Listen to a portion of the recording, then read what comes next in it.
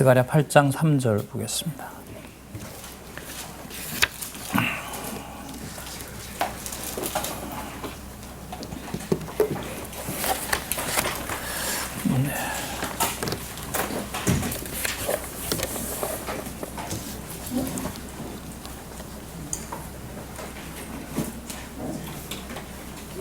제가 읽겠습니다.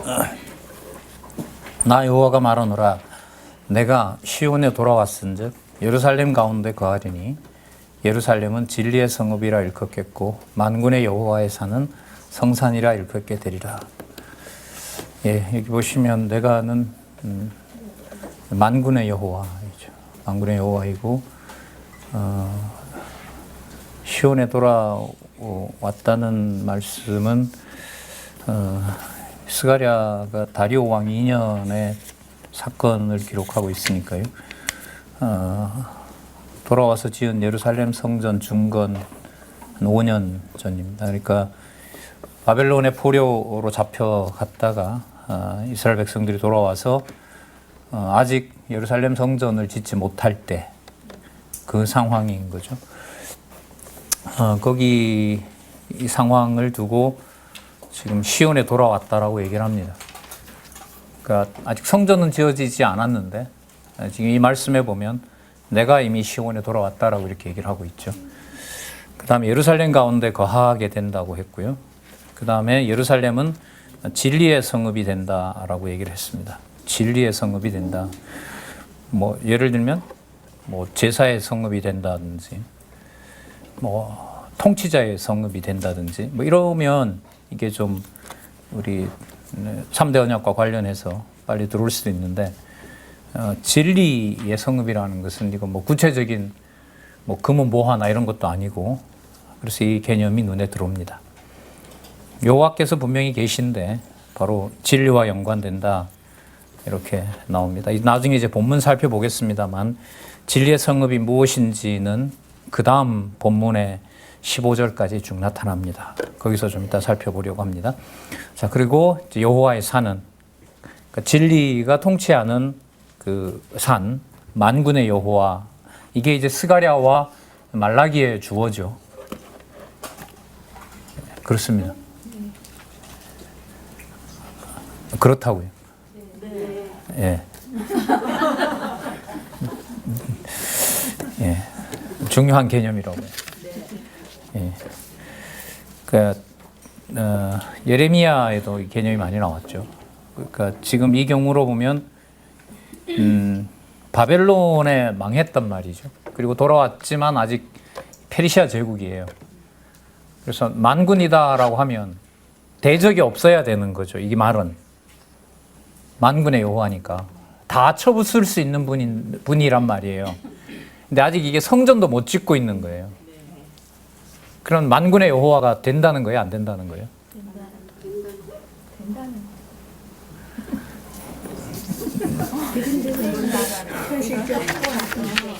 이 말이 안 맞는 거예요. 그러니까 이 상황에. 그리고 말라기에 가면 제사도 뭐 지내지는 것 같지만은 제사를 전부 다 폐하신단 말이죠. 그 말라기는 이제 한 400년 되니까요. 스가랴의 이 배경으로 보면 이 성전이 짓고 난 다음에 516년이니까요. 그러면 한 90년이 흘러요. 그래서 424년인가 말라기보다 더 말라기에 기록된 이 말씀보다가 어떻게 보면 물론 그 무렵이죠. 거기서 이제 제사를 드리는데 이제 에스라하고도 연관이 되면 그 제사를 에스라에서는 성전이 드려지고 범죄했던 제사장 지파도 이제 거룩하게 했고 그래서 성별해서 제사가 드려졌다고 하는데 지금 우리가 하나 남겨놓고 있는 말라기 가면 그것도 진짜가 아니라는 거죠. 그것 전부 문 닫아버리라라고 하는 말씀인 거죠. 이 맥락에 따라서 이제 의미로 논리적으로 설명을 하지 않으면 설명하기가 힘들어요. 여기 만군의 여호와라는 말이 이게 나올 자리가 아니거든요. 그러나 아까 진리의 성읍이라고 얘기하셨고 본인이 어디에 돌아오셨다고 했냐면 시온에 돌아왔다고 한 거죠. 4절에도 보면 만군의 여호와, 6절에도 보면 만군의 여호와 이렇게 나옵니다. 이제 이 말씀을 이제 남아있는 말라기까지 드리려고 하는 겁니다. 자, 오늘 우리 스가랴 5장부터 보도록 하겠습니다. 교재는 성경 강론 13권 6623페이지에 보시면 징계에 의한 회복 예언 이렇게 나옵니다. 그러니까 징계가 있게 되고요. 그 다음에 회복할 것을 예언하시는 내용이 나타납니다. 그럼 누구를 징계하느냐? 누구를 징계하냐면, 자, 그 6623에 보면 5장 1절에서부터 11절에 나오죠. 누구를 진멸할까요? 범죄자입니다. 이게 본문에 들어가서 보면 도적과 악입니다. 도적과 악에 대해서 진멸하는데 전부 이제 어디로 옮겨버리냐면 바벨론으로 다 옮겨버리겠다는 거죠. 그러니까 이 바벨론은 노아 시대 때 그 인류가 흩어지지 않으려고 바벨탑을 쌓았던 데기도 하고요. 그 다음에 그 바벨론 제국이 남쪽 유다를 멸망시키면서 제국을 만들었던 철저하게 멸망시키면서 신할 땅이라 그러죠. 바로 그것이고요.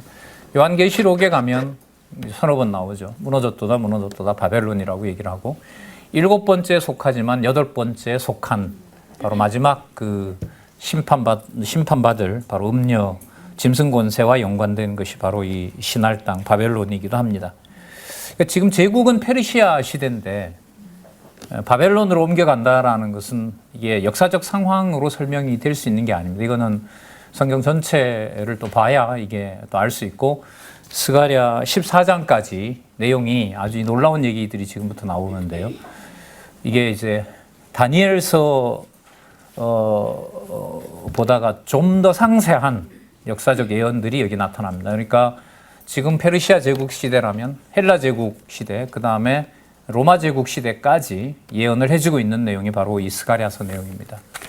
매우 중요한 내용이고, 뭐 이제 우리 신학 역사에서도 보면 다니엘이 이런저런 주목을 받았고 스가랴는 그렇게 주목을 받지 못했어요. 또 이 12소선지서 내의 이 스가랴 위치라는 것도 참 좀 분명하게 설명도 안 됐던 적이 있고 했는데 여기서 다 설명을 했고 몇 차례 설명을 드렸습니다만 이 스가랴서 후반부에 나타난 하스몬 왕가가 유대 민족을 이제 그 회복시켜주는 운동을 해요. 그런데 이게 이제 요한계시록에 가면 두 뿔 짐승이 돼요. 두 뿔 짐승이 되면서 한 뿔은 그 헬라 제국에 붙어서 그리고 한 뿔은 로마 제국에 붙어서 거짓 왕 행세를 한 것으로 설명이 됩니다. 이게 13권이니까요. 그로부터 5년 후에 그 요한계시록이 쓰여진단 말이죠. 그럼 요한계시록을 13권 쓸 때는 아직 꼼꼼하게 이게 볼 필요가 아직 없었기 때문에 근데 18권에 가면 이제 오늘 말씀드릴 이 헬라 제국 시대 때 성전을 위해서 싸우고 그 성전을 위해서 보수 공사를 하고 물론 이 지파들은 이제 그 베냐민 지파, 레위 지파거든요. 그 레위 지파의 이런 것들이 반전이 일어납니다. 이게 계시록에 가면 전부 그게 거짓 유대왕 행세를 한 것으로 규정을 해버려요. 그래서 이게 강론에 있어서도 이 논리적 연결성에서 역사적 사실들을 어떻게 보는지에 대해서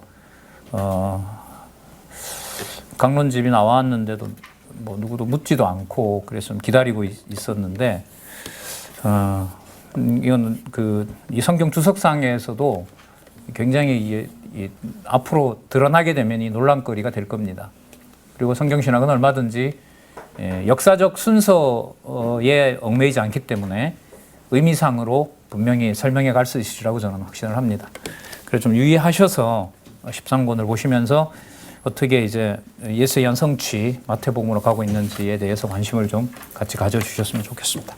자, 먼저 5장 1절에서부터 11절 범죄자를 진멸하고 죄악을 바벨론으로 옮기는 두루마리 저주 이상을 보여줍니다. 자, 날아가는 두루마리가 있었습니다. 그러니까 스가랴가 물어요. 도대체 무엇입니까? 라고 했더니 3절에 보면 그가 내게 이르되 이는 온 지면에 두루 행하는 저주고 무릇 도덕질하는 자다.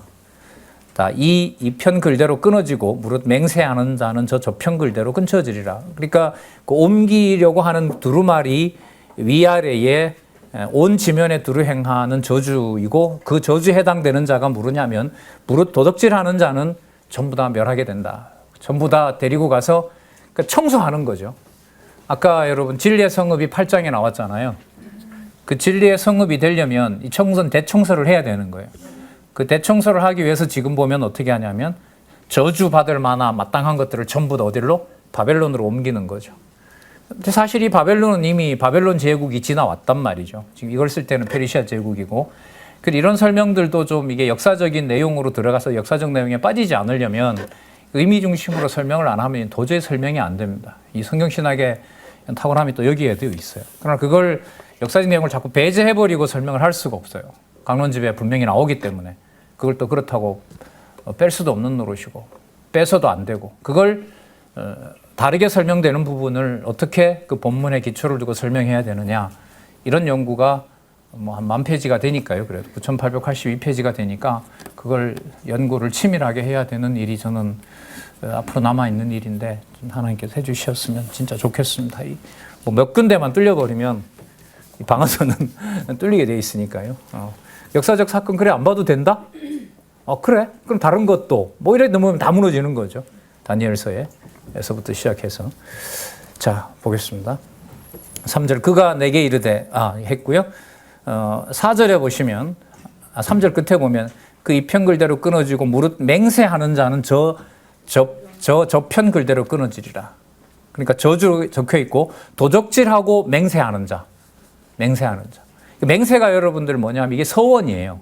그러니까 하나님 앞에 뭐 하겠다 서원하는 자는 다 저주의 대상인 거예요. 이것도 이해가 안 돼요. 제사 종류 중에 반드시 무슨 제사가 들어가 있냐면 서원제가 들어가 있습니다. 서원제는 무슨 제사냐면 화목제입니다. 그러니까 모든 제사를 드렸는데 마지막에 대제사장이 화목제를 여호와께서 안 받아주면 그 제사 다 끝나요. 다 죽여도 되는 제사예요. 그 제사 속의 화목제는 화목제 다음에 그 맥락으로 이게 의미로 보면 감사제인 거죠. 하나님 속죄제, 속건제, 번제 뭐 모든 죄를 다 받아주셔서 감사합니다. 그걸 이제 대제사장이 지성소에 들어가서 방울소리와 함께 진행이 되거든요.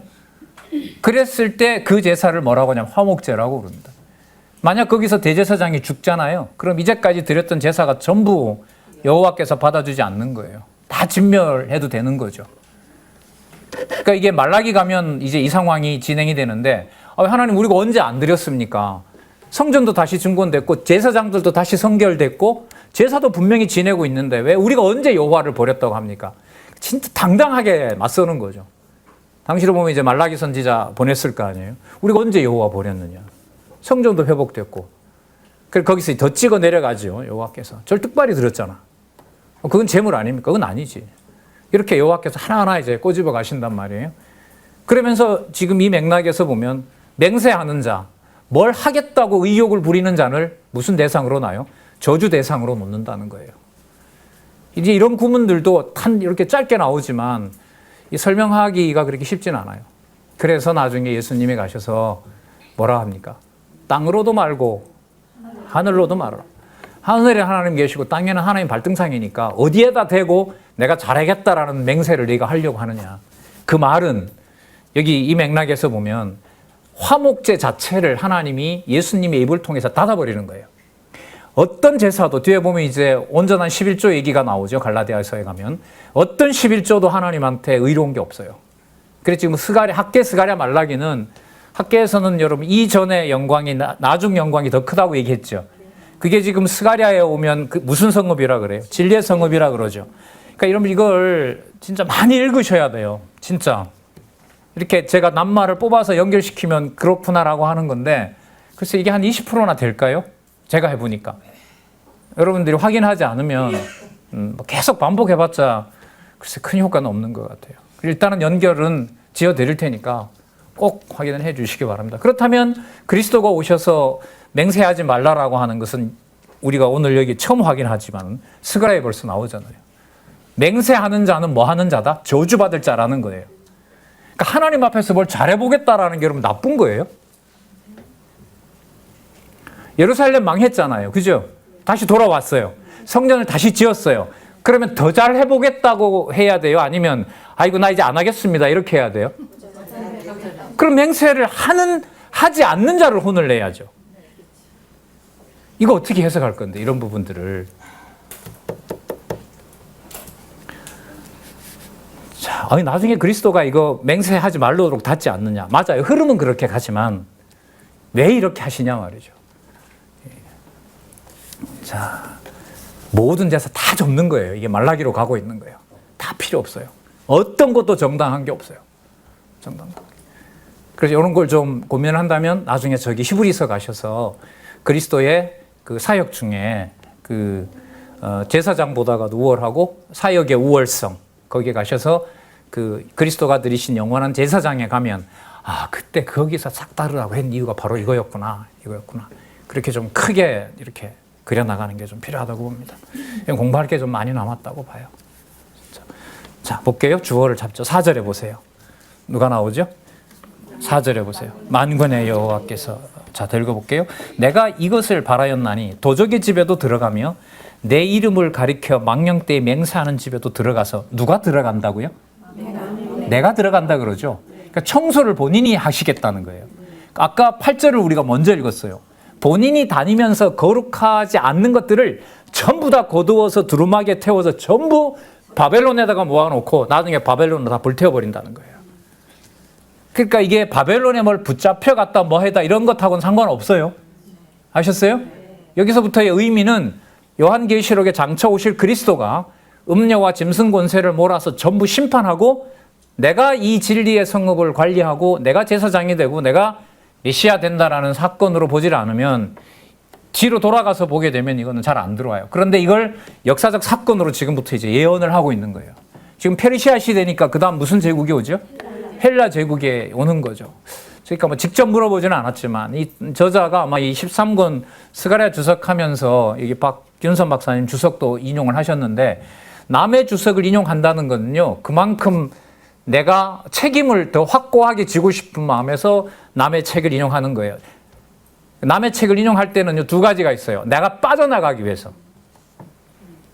옛날에 재밌는 일이 있었어요. 뭐 그 언론사에서 그 옛날 그 김대중 대통령 그 시대에 어떤 그 진보주의 학자 하나가 북한이 남침하지 않았다라는 말을 신문에다 흘렸어요. 그래 막 저 빨갱이다 이렇게 욕을 한 거죠. 근데 어떤 해프닝으로 끝났냐 하면 신문사에다 보냈는데 따옴표를 안 찍었다. 내가 그렇게 말하는 게 아니라 내가 따온 얘기다. 누가 그렇게 얘기한다? 북한이 그렇게 얘기한다. 이렇게 된 거예요. 인용을 하는 것이 어떤 주장을 할 때는 이렇게 중요한 면이 있어요. 제가 볼 때는 박윤선 박사의 이 강론집을 여기서 인용해서 헬라 제국과 이렇게 풀어나가는 것은 빠져나가기 위한 것이 아니라요. 확정 지으려고 그러는 거예요. 이게. 그래서 좀 민감한 부분이기도 하고요. 뭐 그렇게 아슬아슬해서 민감한 게 아니라 집중을 많이 해야 될 부분이라고 봐요. 이 부분이.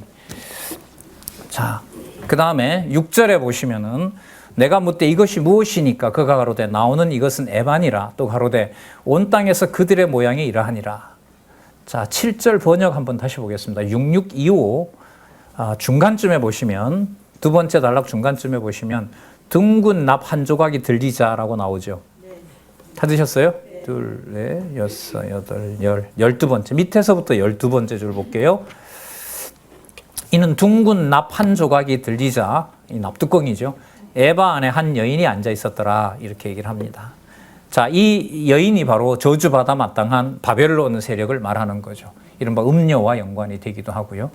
뭐 어떤 학자들 좀 더 찾아보니까 이게 에바가 당시에 거기에 있었던 여신 이름이라고도 뭐 주장하는 사람도 있고 한데 어쨌든 이 맥락으로 보면 7절에 보시면 이 에바 한가운데 한 여인이 앉았는데라는 동시에 둥근 납조각 하나가 들리더라. 그가 가로되 이는 뭐라?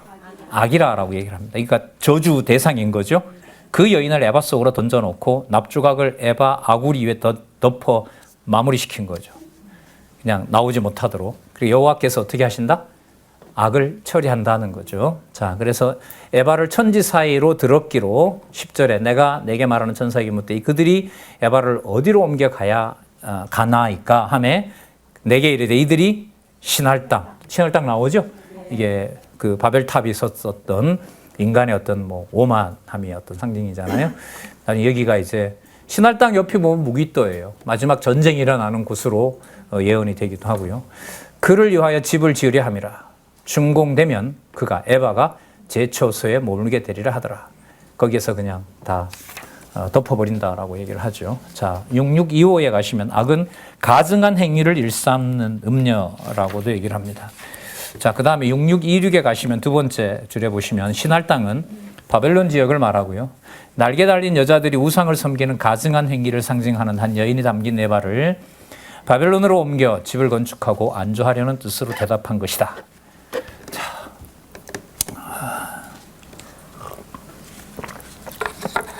공부하는 티를 좀 내고 가야 되겠네요.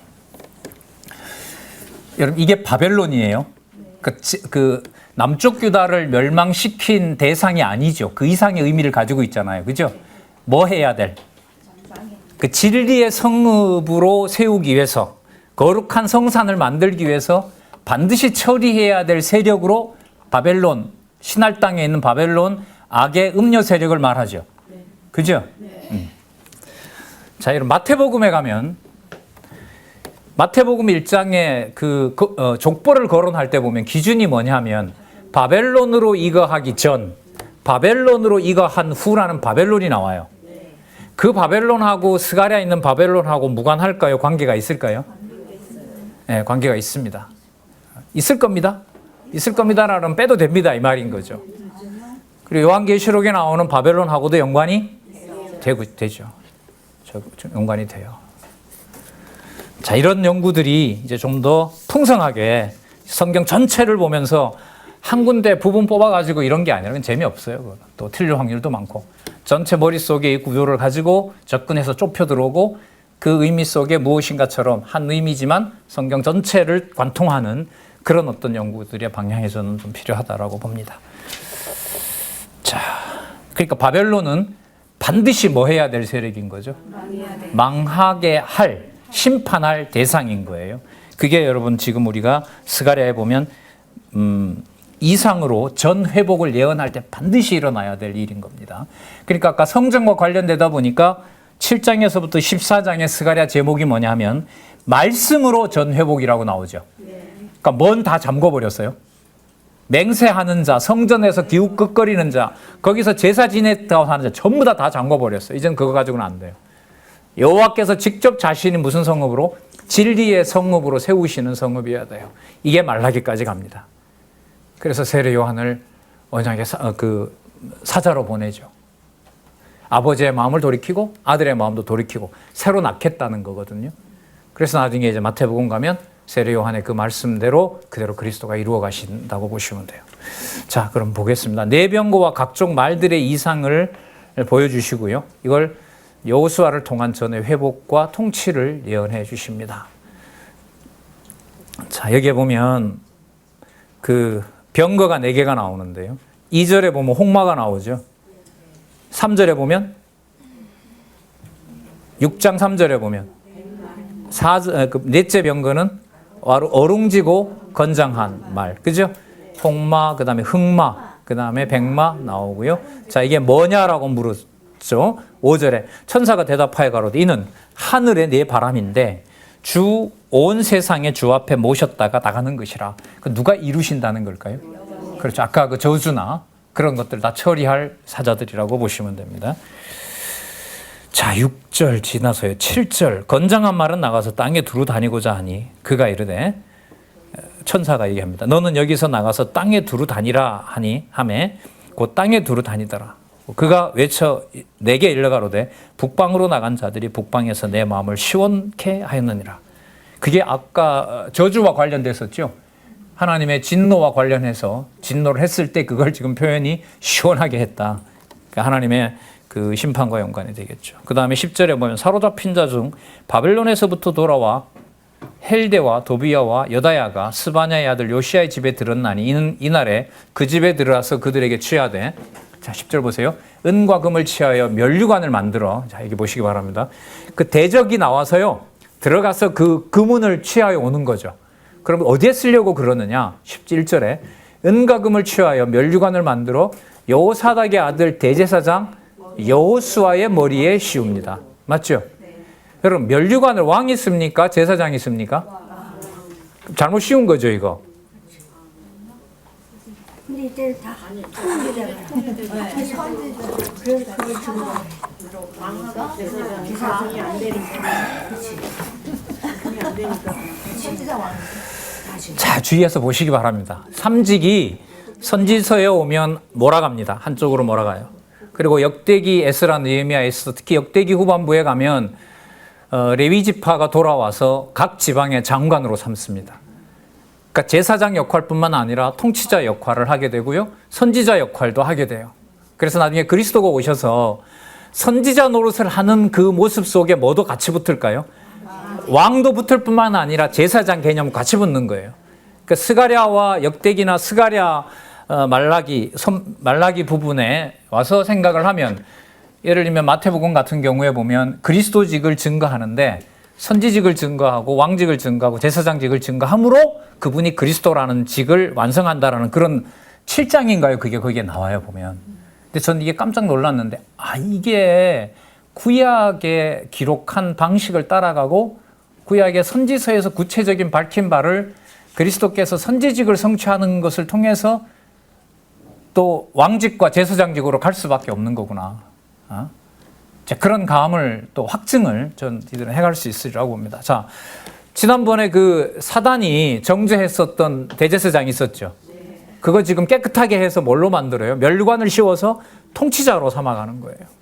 그리고 왕직과 선지자직을 가진 자들이 함께 합니다. 서로 분리가 안 돼요. 누구의 이름을 위하여?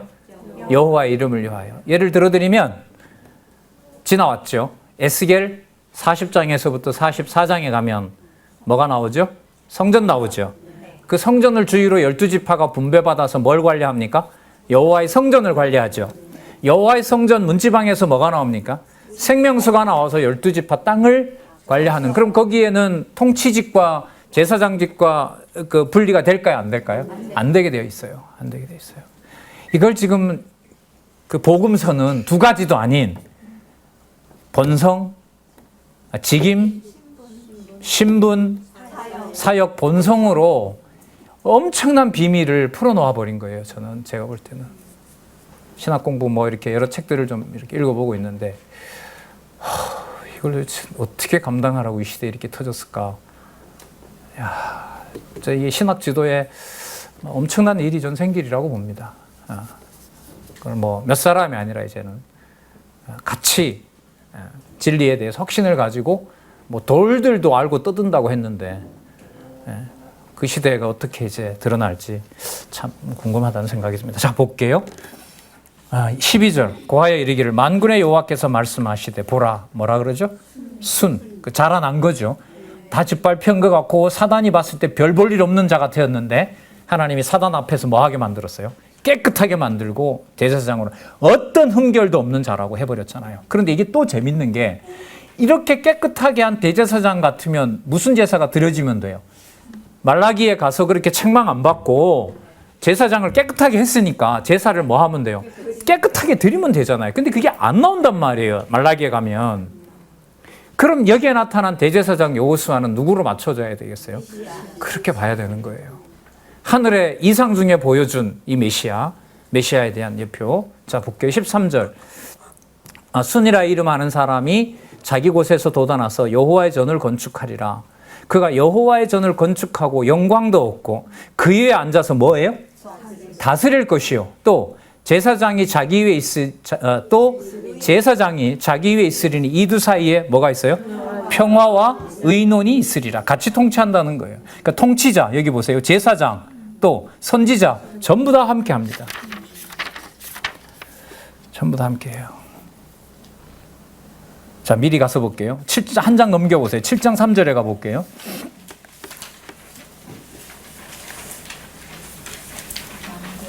제가 읽어볼게요. 만군의 여호와의 전에 있는 성전에 있는 누구죠?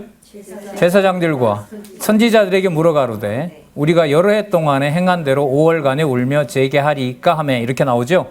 여기 보면 만군의 여호와가 물른 대상들이 전부 다 같이 모여 있어요. 아까 통치자도 있었죠. 예? 그죠? 성전을 건축하려 했는데 그가 무슨 노릇을 해요? 13절에 오면 제사장 여호와의 전을 건축하고 영광도 얻고 그 위에 앉아서 뭐 해요? 다스릴 것이요라고 하잖아요. 그래 아까 분명히 대제사장 여호수아의 머리에 관을 씌우라고 했는데 관을 씌우면서부터 직임이 뭘로 같이 붙어버려요?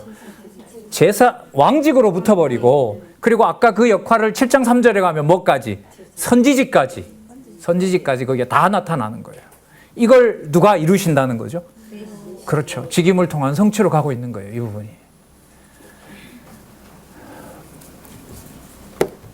14절 그 면류관은 헬렌과 도비아와 여다야와 스바냐의 아들 헨을 기념하기 위하여 여호와의 전 안에 들어 하시니 먼데 사람이 와서 여호와의 전을 건축하리니 만구의 여호와께서 나를 너희에게 보내신 줄을 너희가 알리라.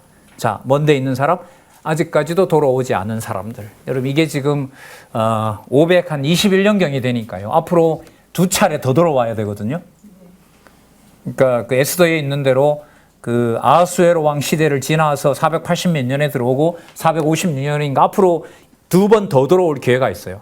그러니까 하나님께서는 처음 돌아오게 해서 성전을 20년 동안 이렇게 보류시키다가 딱 지어놨고, 보류시킨 다음에 그 성전을 깨끗하게 해서 다시 또 뭐예요? 사람들 불러오게 해서 다시 제사 지낼 준비를 하고 있고, 근데 스가랴서에 오면 그 대사장에 속한 자리가 땅이 아니라 어디에 있다? 하늘에 있고 이걸 내가 보내겠다. 그게 말라기로 가서 사자를 보낸다라고 하고, 사자가 오면 바로 언약의 사자가 오실 것과 바로 연결이 되고 있고, 7장부터 넘어가면 이제 그 구체적인 사실을 다가오는 헬라 제국 시대에 알렉산더가 등장하고 한 뿔이 나타나서 성전을 더럽힐 때 독립전쟁이 일어나게 되고 성전을 깨끗하게 하는 일이 일어날 때에 사람들이, 그 자들이 죽었을 때 사람들이 슬퍼하기도 할 그때에, 그리고 나를 달아매고 사람들이 전부 다 신이 죽었다고 할 그때에 바로 성전 문을 닫아버리고 언약의 사자를 내가 보낼 것이다. 이게 말라기까지 그림이에요. 마태복음 준비가 끝난 거죠. 이게. 그리고 다시 돌아가서 이사야 1장 1절부터 딱 들어가면 만군의 여호와 이름이, 아니 만민의 만국의 여호와의 이름이 알려진다라고 하면서 역대기 1장 1절에 나오는 아담을 잡고 창세기 1장 28절까지 가면 예수님이 성경을 설명하셨던 모세의 글과 모세의 율법과 선지자의 글과 시편에서 나는 게 한 묶음으로 딱 엮이는 거예요. 그러면서 마태복음 1장 1절로 들어가고 처치해야 될 바벨론을 마태복음에서 얘기하고 그리스도의 왕국이 끝날 때 마지막에 가서 잠시 풀어놨다가 전부 심판을 끝내면서 계시록 21장에 가면 새하늘과 새 땅이 오게 돼요. 신랑과 신부 모양으로. 음녀가 아닌 진짜 신랑이신 그리스도를 온 성도들이 14만 4천 플러스 무수한 이방인 성도들이 바로 그리스도의 나라를 맞이하게 되는 그런 구조입니다. 누가 살아계신 증거로요? 우리가 천국 가니까 좋은 이런 구도가 아니에요. 우리 중심의 책이 아니다는 사실을 성경신학은 확증한 시대에 여러분들과 저는 살고 있어요. 객관적 진리, 세상이 힘듭니다. 객관적인 게 어디 있어요? 그러나 성경은 기자들에 의해서 기록이 됐지만 진리의 성격으로 보면 우리의 말에 의해서, 우리의 손끝에 의해서 그렇게 좌우지되는 진리가 아닙니다. 자, 더 보도록 할게요. 자, 7장에서부터 14장 무엇으로 회복 예언? 무엇으로? 말씀으로 전 회복 예언하는 걸 볼게요. 7장과 8장에 보시면, 자, 아까 우리 7장 조금 읽다 말았는데 아까 맹세도 하지 말라 그랬죠. 금식도 하지 말라 그럽니다. 볼게요. 자, 절기가 돌아왔는가 봐요. 536년에 돌아왔으니까 매해마다 여러분 금식 절기 돌아올 거 아니에요. 성전만 지어지고 아직 제사는 안 지어지지만 오늘이 무슨 날인데, 오늘이 안식일인데, 오늘 금식하는 날이네.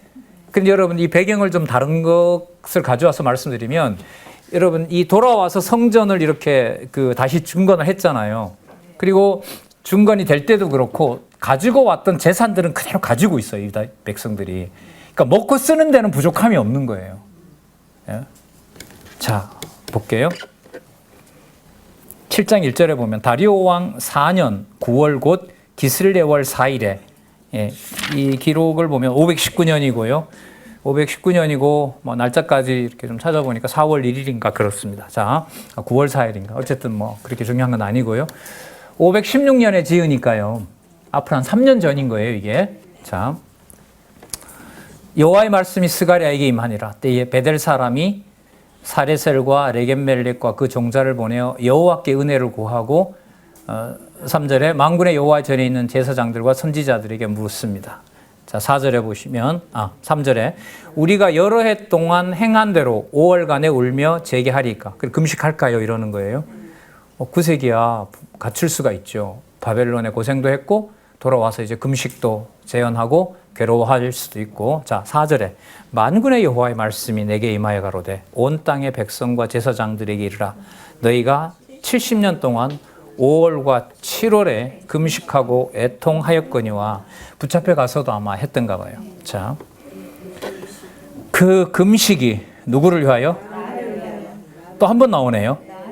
나를 위하여 한 것이냐? 괜히 물었어요. 이거는 진짜 혼납니다. 6절 너희가 먹으며 마심이 전혀 모두 자기를 위하여 먹으며 자기를 위하여 마심이 아니냐. 그러니까 왜 굶었을까요? 더 많이 먹으려고. 더 많이 먹으려고 그래요. 야, 굶어봐라. 입맛 얼마나 땡기냐. 하나님의 해석인 거예요. 하나님의 해석이에요. 그 누구를 위하여 금식한 거다? 예, 뭐 하려고? 예, 더 많은 식욕을 충족시키려고. 그럼 말라기 가면 그러니까 뭐 하라 그래요? 저렇게 병신 같은 것들을 날 주려고 나한테 바치려고 가져왔다? 진짜 누가 와서 빨리 저걸 문 닫아버려라. 예. 문자 뷔페에 가는 한국교회 생각하면 그냥 감사하죠. 뭐 우린들 똑똑해서 여기 앉아 있잖아요. 아니잖아요. 어떻게 들어요? 진짜 종교에 걸리면 진짜 뭐 정확하죠. 자, 그래서 이게 말라기로 넘어가는 게 됩니다. 9절에 보시면 만군의 여호와가 이미 말하기를 이르기를 너희는 진실한 재판을 행하여 피차에 인애와 긍휼을 베풀며 과부와 고아와 나그네와 궁핍한 자를 악취하지 말고 굶지 말고 뒤에 숨겨놨던 거 고아들이나 줘라. 그건 하면서도 마치 어디 와서 여호와 섬기는 것처럼 성전에 와서는 여호와 섬기는 것처럼 만홀히 여기지 마라. 12절 그 마음을 금강석 같게 하여 율법과 만군의 여호와가 신으로 그 성령이죠 일종의 신으로 이전 선지자를 빙자하여 전한 말을 듣지 아니하므로 그 노가 큰 노가 나 만군의 여호와께로서 나왔도다. 자, 계속 강조하죠.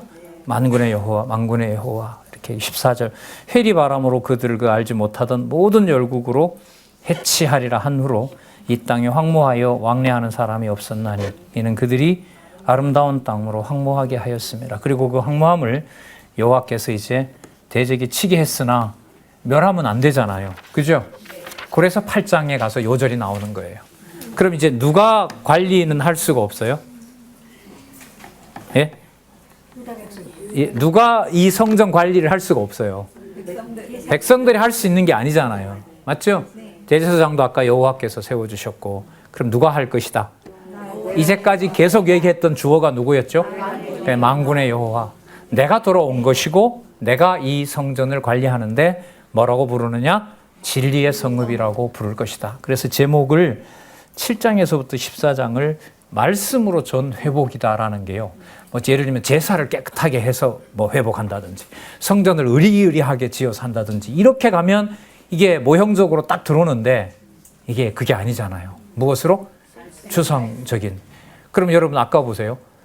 그 백성들이 가지고 오잖아요. 제사를 드리려고. 뭘 따라서 가져와요? 모세의 규정 따라서 가져오거든요. 금식해요. 뭐 따라서 하죠? 모세에 있는 규정대로 해요. 그죠? 제사장들이 뭘 하려고 해요? 뭐 흉내내요? 율법에 있는 대로 해요. 그럼 뭘 따라서 하는 것처럼 보여요? 율법 따라 하는 것처럼 보이죠.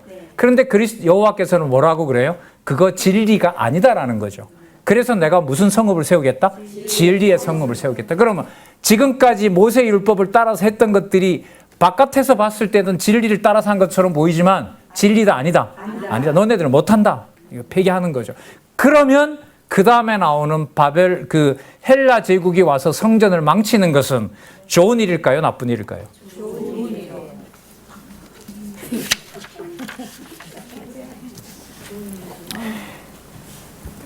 그런데 스가랴는 어디에다 일단 초점을 맞추냐면 그 여호와의 이름이 앞으로 메시아를 통하여 드러내려면 뭐 해야 돼요? 없어지면 안 되죠. 어떻게 돼요? 짓밟히는 중에서도 뭐 하냐면 보호한다는 데 맞추어요. 근데 요한계시록에 가면 보호한 게 아니라 유대인처럼 헤롯처럼 거짓 왕노를 했다는 거예요. 그래서 그걸 심판하는 대상으로 요한계시록에 가면 소개를 해요. 네. 일단 여기서는 계시록, 그러니까 이게 6636페이지지만 이게 9882페이지 다 가야 이 결론이 나오는 거예요. 종합적으로. 자, 보도록 하겠습니다. 만군의 여호와 계속 관련이 됩니다. 자, 어떻게 하시냐 한번 볼까요? 진리의 성읍을 만들어 가시는 이제 4절. 만군의 여호와가 말하노라. 예루살렘 길거리에 늙은 지아비와 늙은 지엄이가 다시 앉을 것이며 공부하러. 5절에 성읍 거리에 동남 동녀가 가득하고. 6절에 만군의 여호와가 말하노라. 이 일이 그날에 남은 백성의 눈에는 기이하도. 7절에 보면 볼까요? 만군의 여호와가 말하노라. 내가 내 백성을 동방에서부터 서방에서부터 구원하여 구원하여 내고 인도하여다가 어디에? 예루살렘에 거하게 하리라. 그들은 내 백성이 되고 나는 성실과 정의로 그들의 하나님이 되리라. 자, 여기 보세요. 말씀으로 회복한다는 것도 추상적이죠. 맞죠? 성실과 정의로 하나님이 된다 이렇게 얘기하잖아요. 이것도 여러분 우리가 말하는 추상명사거든요. 그죠? 예를 들면 더 깨끗한 소나 양으로 하리라 이러면 눈에 들어와요. 근데 여호와께서 뭐라고 하시냐면 뭐와? 성실과 정의로. 그 예수님이 나중에 마태복음 보면 그러잖아요. 11조? 근체와 외향과 그건 드려도 너네가 뭐와 뭐는 버렸다? 의와 인과 신은 버렸다. 그거 제사 아니다 이거거든요. 그게 스가랴에 나오잖아요. 다 없애버리는 거죠. 성실과 정의로 집 지을 분은 누구밖에 없어요? 아니, 지금 여기에서 스가랴에서 보통 여호와 가지고는 안 돼요. 어떤 여호와야 돼요? 꼼짝도 못하게 하는 전쟁의 주관자 되시는 만군의 여호와만 진리의 성읍을 세울 수가 있는 거죠. 그래서 교회 설립 투쟁 무장 무장 투쟁 승리라는 게 한 사건이에요. 그게 뭐 어디까지는 어디고 이게 아니에요. 이게 아니에요. 성령께서 오셔서 하는 구체적인 사역들을 단계별로 정확하게 저렇게 의미상 우리가 이해할 수 있도록 해놓은 거지. 예를 들면 양육은 되는데 무장은 안 된다. 이건 안 되는 거예요. 그 율법 하나를 어기면 나머지 모두를 다 어기는 것처럼 반대로 말하면 하나를 소자 중 하나라도 지키게 되면 나머지 모든 것도 다 그리스도 안에 있으면 다 지키게 되는 거예요. 이럴 때는 되고 이럴 때도 안 되고가 아니에요. 그게 여러분 바로 육신의 몸을 입고 이방 가운데 떨어진 엄청난 복인 바로 그게 하나님의 신령한 교회입니다. 진리의 성읍 오늘 여러분 들으셨나 모르겠다. 디모데 후서 가야 나올 거예요. 아마 다다음 시간 정도에 안 나올까 싶은데 하나님의 교회예요. 뭐라 그러죠? 디모데 진리의 터와 기둥이라. 스가랴 얘기 많네요. 이걸 준비하신 거죠. 거기에 유대인도 함께하고 사마리아까지 땅끝까지 준비하신 일을 지금 이 말씀에 근거를 두고 이루어진다고 봐요. 물론 다른 부분도 얼마든지 증거를 댈 수가 있죠. 그래서 성실과 정의로 하신다 그러고요. 9절에 또 보세요. 만군의 여호와라고 나오죠. 9절. 만군의 여호와가 말하노라. 만군의 여호와의 집 곧 전을 건축하려고 그 지대를 쌓던 날에 일어난 선지자들의 입의 말을 이때 듣는 너희는 손을 견고히 할지라. 말씀 들어라. 저렇게 따라다니면서 부선 떨고 저렇게 하면 뭔가 제사 되는 것처럼 하는 그 인간들 따라가지 말고 집에 있는 거 훔쳐놨던 거 다시 다 고아들에게 나눠주고 그리고 제대로 세워놓은 선지자들을 따라가라. 그러면 제목이 맞죠? 말씀으로 전 회복. 그죠? 네. 그래서 선지직으로 이렇게. 자, 더 보겠습니다. 네, 알고 있습니다. 다 읽을지 안 읽을지 고민하고 있습니다. 10절은 아까 누가 읽으라고 했으니까요. 저는 11절로 가겠습니다. 만군의 여호와가 말하노니 이제는 내가 이 남은 백성을 대하기를 전일과 같이 아니할 것인지 이러죠. 이게 뭔 말일까요? 좋은 말일까요? 나쁜 말일까요? 여러분 지금 버려서 망해서 돌아온 거죠. 다르게 말하면 내가 세울 성전은 누가 와서 뭐도 못한다. 회방이나 유혹도 못하는 성읍이다. 누가 지을 성은 만군의 여호와가 지을 진리의 성읍은 너네들 유혹 못한다. 전에 세워서 놔뒀다가 회파되고 거짓 지도자들이 와서 희롱하는 그런 성전 나 안 짓는다. 그러니까 말라기로 갈까요? 빨리 걷어치워라. 징조가 뭐냐 하면 엘리야가 올 때 그 징조가 되고 아버지의 마음을 자녀의 마음을 돌이키고 그때 천국이 임하게 될 것이다. 그걸 마태복음의 세례요한과 쫙 연결시키면 되죠. 자, 볼까요? 13절 보겠습니다. 유다 족속아 이스라엘 족속아 너희가 이방 가운데 저주가 되었으나 이제는 누가? 내가 너희를 구원하여 너희로 축복이 되게 하리니 뭐 하지 말라? 두려워 말지니라. 손을 견고히 할지니라. 두렵지. 또 이방이 와서 자 지금 이제 곧 나오거든요. 헬라가 와서 또 질빨른다고 하니까 되게 두렵지 않느냐. 두려워할 일 아니다. 그거. 누가 짓는다고 그러세요? 만군의 여호와 내가 지을 것이다. 내가 지을 것이다. 그러니까 죽어도 되는 거죠. 육신으로는 어떤 것도 바꿀 수 없는 그야말로 영원한 생명 그 자체가 계시될 바로 요한복음에 나오죠. 생명과 빛으로 오신 예수님, 구주, 신성 그 부분에 맞추면 답이 나오죠. 이제는 내가 한다는 거죠. 14절 만군의 여호와가 말하노라 전에 너희 열조가 나의 노를 격발할 때에 내가 그들에게 재앙을 내리기로 뜻하고 뉘우치지 아니하였었으나 이제 내가 예루살렘과 유다 족속에 은혜를 베풀기로 뜻하였나니 너희는 두려워 말라. 복음이죠. 자, 그리고 중요한 것은 너희들뿐만 아니라 열방도 함께 온다. 그러니까 대적자들 중에도 누가 있다? 자, 무슨 성읍? 자, 개념을 계속 이렇게 붙이셔야 돼요. 막연하게 알고 있는 것 같고 쓰시면 안 돼요. 성경 공부해 나가는데 별로 효과가 없어요. 앞에 나온 개념들을 가지고 연결짓고 한번 볼게요. 성경이 그렇게 가니까요. 제가 만든 게 아니고. 16절에 보면 진실을 말하며라고 나오죠.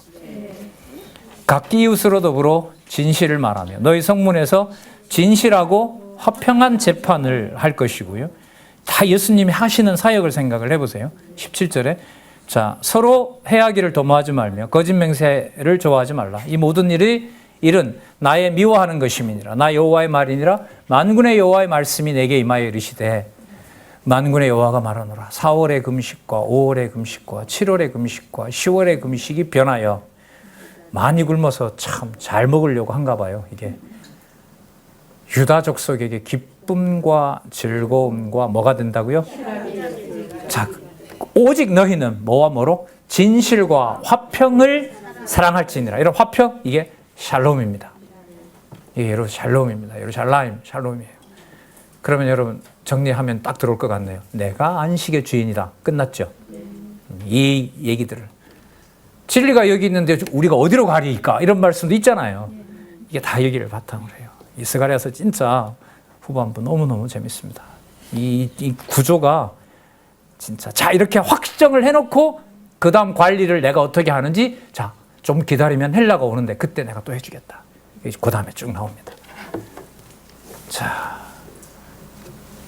20절이죠. 만군의 여호와가 말하노라. 그 후에 여러 백성과 많은 성읍에 거민이 올 것이라. 이 성읍 거민이 저 성읍 거민에 가서 이르기를 우리가 속히 가서 만군의 여호와를 찾고 여호와께 은혜를 구하자 할 것이다. 야 거기 필요 없대. 이방인이고 뭐고 필요 없대. 와서 말씀만 들으면 된다더라. 빨리 가자. 어디로?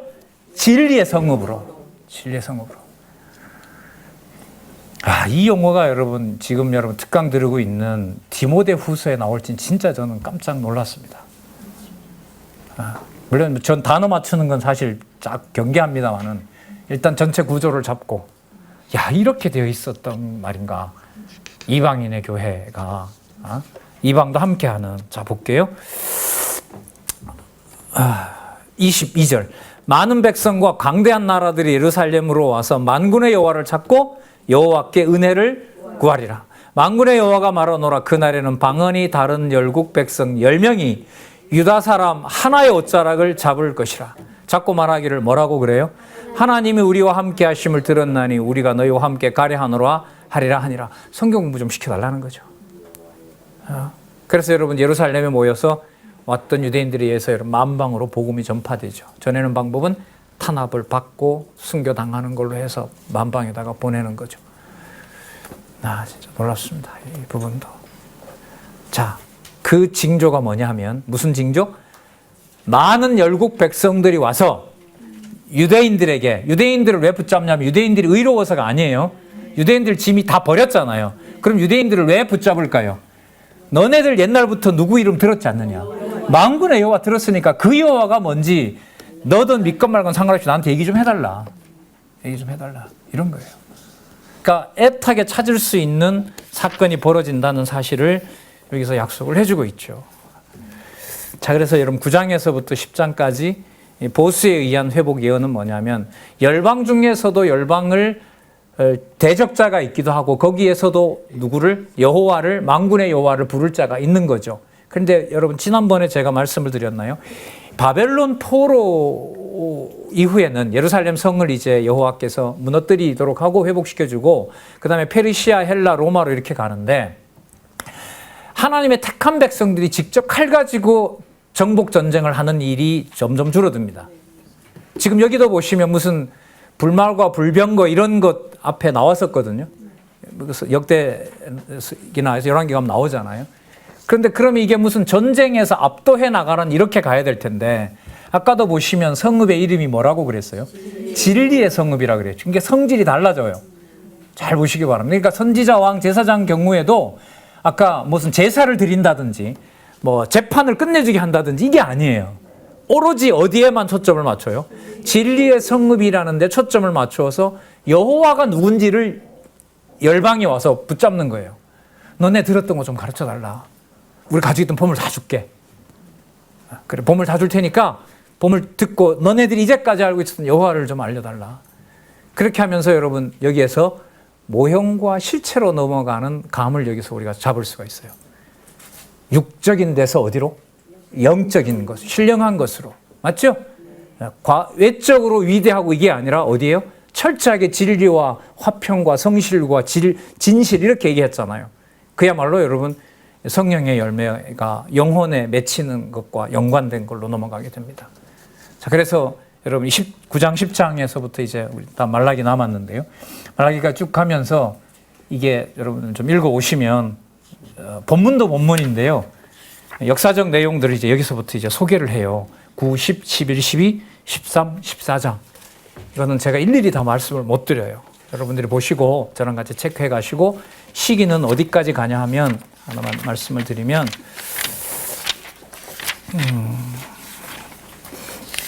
6671페이지 한번 가보실래요?